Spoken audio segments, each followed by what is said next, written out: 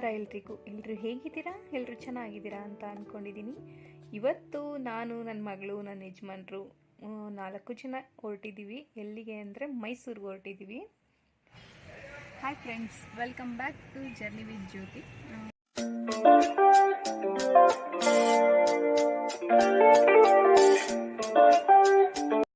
ಇವತ್ತಿನ ವ್ಲಾಗಲ್ಲಿ ನಾವು ಮೈಸೂರಿಗೆ ಹೋಗ್ತಾ ಇದ್ವಿ.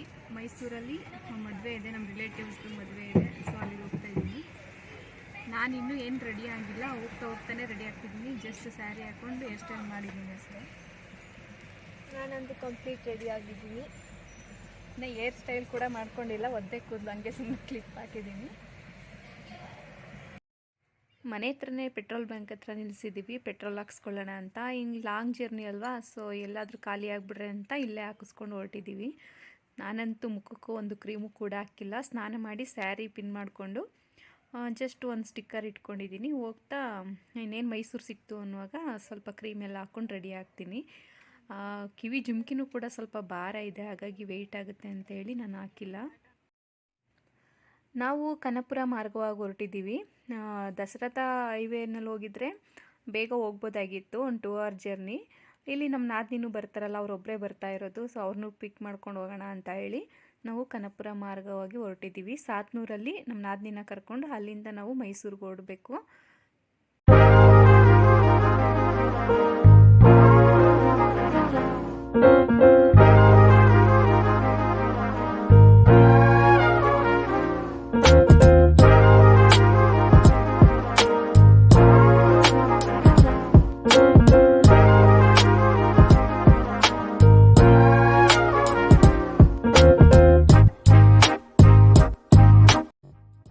ಫ್ರೆಂಡ್ಸ್, ಇನ್ನೇನೋ ಮೈಸೂರು ಹತ್ರನೇ ಇದ್ದೀವಿ. ಬನ್ನೂರು ಮೈಸೂರು ಮಾರ್ಗವಾಗಿದ್ದೀವಿ. ನಾನು ಕೂಡ ಸಿಂಪಲಾಗಿ ರೆಡಿ ಆಗಿದ್ದೀನಿ. ಜಸ್ಟ್ BB+ ಕ್ರೀಮ್ನ ಅಪ್ಲೈ ಮಾಡಿದ್ದೀನಿ, ಹಾಗೆ ಕಾಜಲ್, ಹಾಗೆ ಲಿಪ್ಟಿಕ್ನ ಅಪ್ಲೈ ಮಾಡಿದ್ದೀನಿ. ಒಂದು ಸ್ಟಿಕ್ಕರ್ ಇಟ್ಟಿದ್ದೀನಿ ಅಷ್ಟೇ. ಹಾಗೆ ಕೂದಲೆಲ್ಲ ಸಿಕ್ಬಿಡಿಸಿ ಅಲ್ಲಿ ಹೇಗೆ ಕ್ಲಿಪ್ ಹಾಕಿನೋ ಅದೇ ರೀತಿ ಸೈಡ್ ಕ್ರಾಪ್ ತೆಗೆದು ಕ್ಲಿಪ್ ಹಾಕಿದ್ದೀನಿ. ನಾನೇ ಸಿಂಪಲಾಗಿ ರೆಡಿ ಆಗಬೇಕು ಅಂತಲೇ ಹೇಳಿ ಸಿಂಪಲಾಗಿ ರೆಡಿ ಆಗಿದ್ದೀನಿ. ನಾಷ್ಟನೂ ಅಷ್ಟೇ, ನಾವು ಬರ್ತಾನೆ ದಾರಿ ಮಧ್ಯೆ ಮುಗಿಸಿದ್ದೀವಿ. ನಾವು ರಿಸೆಪ್ಷನ್ ಟೈಮ್ಗೆ ಹೋಗಬೇಕು ಅಂತಲೇ ಹೇಳಿ ಹೊರಟಿರೋದು.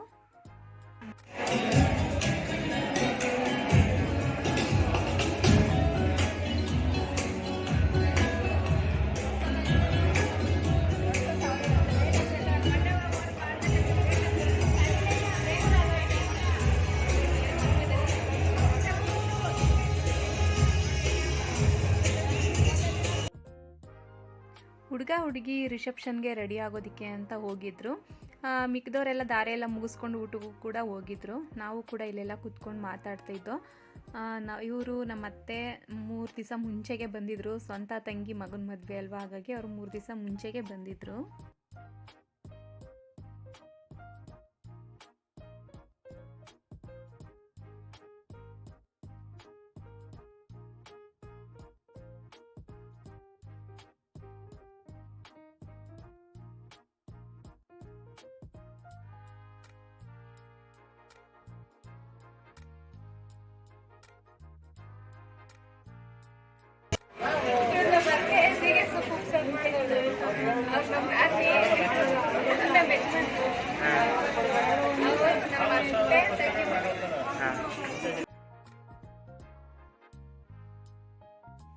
ಇವನು ನಮ್ಮ ನಾದಿನಿ ದೊಡ್ಡ ಮಗ ಸುಮಂತ್ ಅಂತ. ಇವನ ಹೆಸರು. PUC ಮುಗಿಸಿದ್ದಾನೆ. ಮೈಸೂರಿಗೆ ಕಾಲೇಜ್ಗೆ ಅಡ್ಮಿಷನ್ ಮಾಡಿಸ್ಬೇಕು ಅಂದ್ಕೊಂಡಿದ್ದಾರೆ.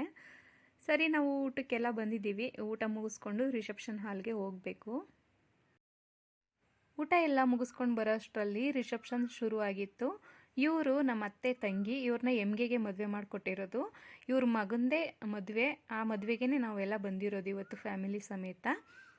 ನಮ್ಮ ಅತ್ತೆ ಜೊತೆ 3 ಜನ ಹೆಣ್ಮಕ್ಳು ಹುಟ್ಟಿರೋದು. ನಮ್ಮ ಅತ್ತೆ ಜೊತೆ 3 ಜನ ಹೆಣ್ಮಕ್ಳು ಮತ್ತು ಒಬ್ಬ ಅಣ್ಣ, ಒಬ್ಬ ತಮ್ಮ ಇರೋದು. ಇವರು ಇನ್ನೊಬ್ಬರು ತಂಗಿ.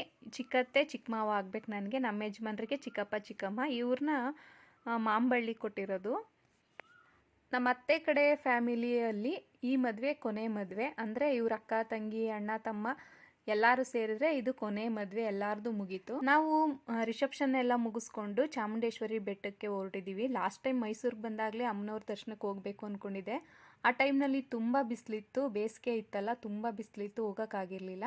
ಇವಾಗ ಹೇಗಿದ್ರು ಕಾರಲ್ಲಿ ಬಂದಿದ್ದೀವಲ್ಲ, ವಾತಾವರಣ ಕೂಡ ಚೆನ್ನಾಗಿತ್ತು. ಕಾರಲ್ಲಿ ಬಂದಿದ್ದರಿಂದ ನಾವು ಸೇಫ್ ಆಗಿದ್ವಲ್ಲ, ಹಾಗಾಗಿ ಮಳೆ ಬಂದರೆ ಏನು ತೊಂದರೆ ಇಲ್ಲ ಅಂತ ಹೋಗಿದ್ವಿ.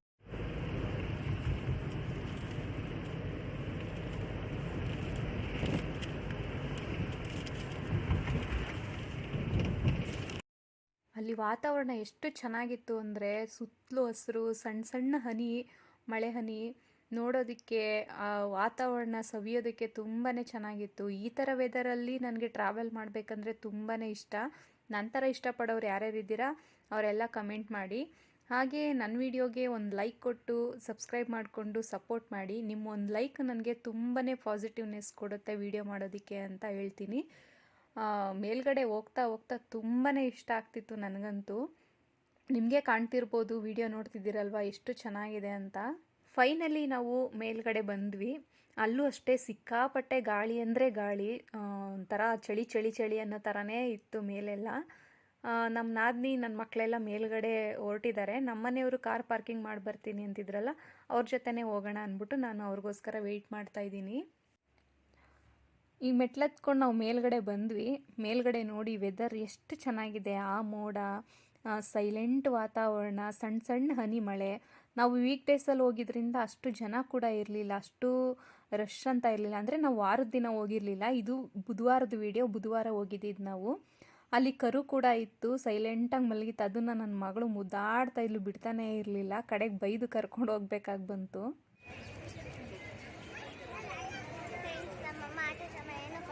ನೀವು ಒಂದು ಸ್ವಲ್ಪ ಕಮೆಂಟ್ ಬಾಕ್ಸಲ್ಲಿ ಬೈರಿ.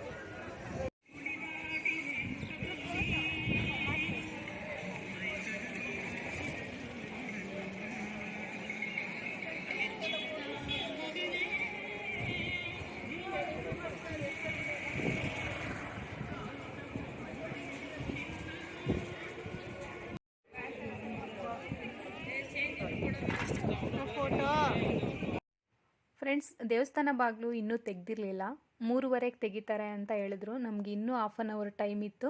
ಸರಿ, ಸುತ್ತಲೂ ಒಂದು ರೌಂಡ್ ಹೋಗಿ ಬರೋಣ ಅಂತ ಬಂದಿದ್ದೀವಿ. ಇಲ್ಲಿ ಏನೇನೋ ನೋಡ್ತಾ ಇದ್ರು ತಗೊಳ್ಳಿಕ್ಕೆ ಅಂತ. ಅದೇನು ತಗೋತಾರೆ ನೋಡೋಣ. ಮೂರೇ ಇಡೋದು ಯಾವಾಗಲೂ ಜೊತೆಲಿ ಇದು ಎರಡು ಕೀಮ್ ಎಷ್ಟಪ್ಪ ಸಿಂಗಲ್ ಪೀಸ್ ಅದು? ಸಿಂಗಲ್ಲ. ಹಾಗೆ ನನ್ನ ಮಗಳು ಒಂದು ಬುದ್ಧನ ತಗೊಂಡ್ಳು. ನಮ್ಮ ನಾದಿನಿಯವರು ಅವ್ರಿಗೆ ಮನೆಗೆ ಏನೋ ಸ್ವಲ್ಪ ಐಟಮ್ ಬೇಕಿತ್ತು, ಅದು ತೊಗೊಂಡ್ರು. ನಾನೇನು ತೊಗೊಂಡಿಲ್ಲ, ನನಗೆ ಅಷ್ಟೇನು ಕ್ಯೂರಿಯಾಸಿಟಿ ಇಲ್ಲ, ಇದನ್ನು ತೊಗೋಬೇಕು ಅದನ್ನು ತೊಗೋಬೇಕು ಅಂತ. ಅದ್ರ ಮೇಲೆಲ್ಲ ಏನು ಇಂಟ್ರೆಸ್ಟ್ ಇಲ್ಲ. ಇಷ್ಟ ಆದರೆ ತೊಗೋತೀನಿ, ಇಲ್ಲ ಅಂದರೆ ಇಲ್ಲ, ನನಗೇನು ತೊಗೊಳ್ಳೇಬೇಕು ಅನ್ನೋದು ಆ ಥರದ್ದೆಲ್ಲ ಇಲ್ಲ. ಬಟ್ ಇಲ್ಲಿ ಎಲ್ಲ ಥಿಂಗ್ಸ್ ಇತ್ತು, ಬ್ಯಾಂಗಲ್ಸು, ಜ್ಯುವೆರ್ಲಿ, ಹಾಗೆ ಸೆಟ್ಸ್ಗಳು, ಹಾಗೆ ಮನೆಗೆ ಕಿಚನ್ಗೆ ಬೇಕಾಗಿರೋಂಥ ಐಟಮ್ಸು, ಹಾಗೆ ಈ ಥರ ಗೊಂಬೆಗಳೆಲ್ಲ ಇತ್ತು. ಬಟ್ ಬೆಂಗಳೂರಿಗೆ ಕಂಪೇರ್ ಮಾಡಿದ್ರೆ ಇಲ್ಲಿ ಸ್ವಲ್ಪ ಕಾಸ್ಟ್ಲಿನೇ ಅನ್ನಿಸ್ತು, ಜಾಸ್ತಿನೇ ಇದೆ ರೇಟ್ಗಳೆಲ್ಲ. ಹಾಗೆ ದರ್ಶನಕ್ಕೆ ಬಂದ್ವಿ, ಅಷ್ಟೇನು ರಶ್ ಇಲ್ಲ, ಮೂವ್ ಆಗ್ತಾಯಿತ್ತು, ಅಷ್ಟು ಜನ ಇದ್ದರು ಅಷ್ಟೇ. ಇಲ್ಲಿ ಕಾಯ್ಕೊಂಡು ನಿಂತ್ಕೊಳ್ಳೋದು ಆ ಥರದ್ದೇ ಏನಿಲ್ಲ. ಒಂದು 20 ನಿಮಿಷದಲ್ಲೆಲ್ಲ ದರ್ಶನ ಎಲ್ಲ ಮುಗ್ದೇ ಹೋಯ್ತು. ತುಂಬ ಚೆನ್ನಾಗಾಯಿತು ದರ್ಶನ ಎಲ್ಲ. ದರ್ಶನ ಎಲ್ಲ ಮಾಡ್ಕೊಂಡು ಹೊರಟಾದ್ಮೇಲೆ ಇಲ್ಲಿ ದಾರಿ ಮಧ್ಯೆ ಹೊಳೆ ಹತ್ರ ಮೀನುಗಳನ್ನ ಮಾರ್ತಾಯಿದ್ರು. ಸರಿ, ತಗೊಂಡೋಗೋಣ. ಮತ್ತು ಮಾರನೇ ದಿನ ಗುರುವಾರ ನಮ್ಮ ಮನೇಲಿ ಯಾರು ನಾನ್ ವೆಜ್ ತಿನ್ನಲ್ಲ, ಏನು ಮಾಡೋದು ಅಂತೇಳಿ ಬರೀ 1 kg ಅಷ್ಟೇ ನಾವು ತೊಗೊಂಡೋಗಿದ್ದು. 1 kg ಮೀನನ್ನ ತೊಗೊಂಡು ಅಲ್ಲಿಂದ ನಮ್ಮ ನಾದಿನಿ ಮನೆಗೆ ಹೊರಟ್ವಿ. ಹೆಂಗಿದ್ರು ನಮ್ಮ ನಾದಿನಿನ ಡ್ರಾಪ್ ಮಾಡಬೇಕಿತ್ತಲ್ವ, ಸರಿ ಒಂದು 5 ನಿಮಿಷ ಕೂತ್ಕೊಂಡಿದ್ದು ರೆಸ್ಟ್ ಮಾಡ್ಕೊಂಡು ಹೊರಡೋಣ ಅಂತ ಹೇಳಿ ಬಂದಿದ್ದೀವಿ. ನೋಡಿ, ಇದೇ ನಮ್ಮ ನಾದಿನಿಯವ್ರ ಮನೆ. ಇನ್ನೊಂದು ಸತಿ ಫುಲ್ ವೀಡಿಯೋ ಮಾಡ್ತೀನಿ. ಓಪ್ ಬಾ ಬಾ.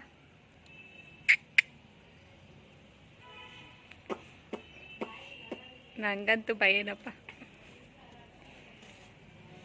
ಏನು ಮಾಡಲ್ಲ, ಆದರೆ ಭಯ. ಏನೋ ತಿನ್ನೋಕೆ ಕೊಡ್ತಾ ಇದ್ದಾಳೆ ಅಂತ ಬರ್ತಾಯಿದೆ ಅದು, ಸುಮ್ಮನಿರು.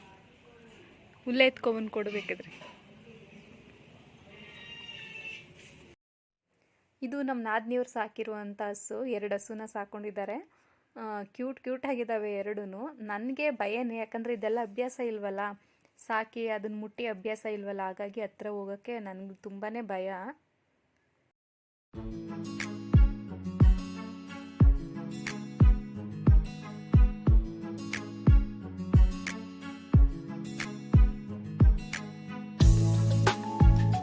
ಇದ್ರದ್ದು ಒಂದು ಕರ ಸೊತೈತಾ ಅಲ್ಲ, ಅದನ್ನ ಎರಕ್ಕೆ ಎಷ್ಟು ಕಷ್ಟ, ಅದು ಸೊತೈತದೆ ಅಂದರೆ.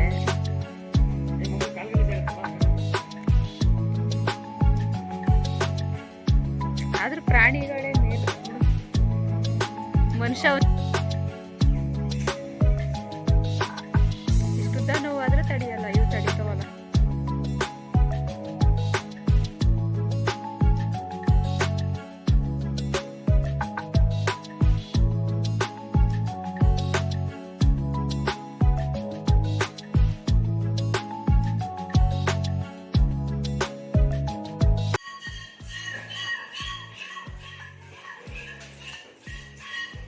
ವಿಡಿಯೋ ಮಾಡೋದಂದ್ರೆ ಏಕೆ?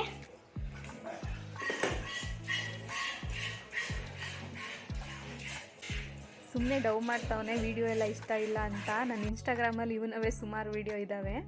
ಇವನು ನಮ್ಮ ನಾದ್ನಿಯ ಚಿಕ್ಕ ಮಗ ಹೇಮಂತ್ ಅಂತ. ಇವನಿಗೆ ಈ ಥರ ಕೆಲಸಗಳಲ್ಲೆಲ್ಲ ಸ್ವಲ್ಪ ಇಂಟ್ರೆಸ್ಟ್ ಇದೆ. ಅಂಗಡಿ ಎಲ್ಲ ನೋಡ್ಕೊತಾನೆ, ಹಾಲು ಕರಿಯೋದು, ಹಸು ನೋಡ್ಕೊಳ್ಳೋದೆಲ್ಲ ಸ್ವಲ್ಪ ಇಂಟ್ರೆಸ್ಟ್ ಜಾಸ್ತಿನೇ. ಈ ವಿಡಿಯೋನ ನಾನು ಇಲ್ಲಿಗೆ ಎಂಡ್ ಮಾಡ್ತಾ ಇದ್ದೀನಿ. ನಿಮಗೆಲ್ಲ ನನ್ನ ವೀಡಿಯೋಸ್ ಇಷ್ಟ ಆದರೆ ಪ್ಲೀಸ್ ಸಬ್ಸ್ಕ್ರೈಬ್ ಮಾಡ್ಕೊಳ್ಳಿ. ಹಾಗೆ ಬೆಲ್ಲೈಕನ್ ಬಟನ್ನ ಪ್ರೆಸ್ ಮಾಡಿ, ಹಾಗೆ ಲೈಕ್ ಕೊಟ್ಟು ನನಗೆ ಸಪೋರ್ಟ್ ಮಾಡಿ. ನೀವು ಕೊಡೋ ಒಂದು ಲೈಕ್ ನನಗೆ ತುಂಬಾ ಮೋಟಿವೇಶನ್ ಆಗುತ್ತೆ, ತುಂಬಾ ಇಂಟ್ರೆಸ್ಟ್ ಬರುತ್ತೆ ನನಗೂ ಕೂಡ ವಿಡಿಯೋ ಮಾಡಬೇಕು ಅಂತ. ಮತ್ತೆ ಮುಂದಿನ ವ್ಲಾಗಲ್ಲಿ ಸಿಗೋಣ. ಅಲ್ಲಿವರೆಗೂ ಧನ್ಯವಾದ. Take care. ಎಲ್ರಿಗೂ ಶುಭವಾಗಲಿ.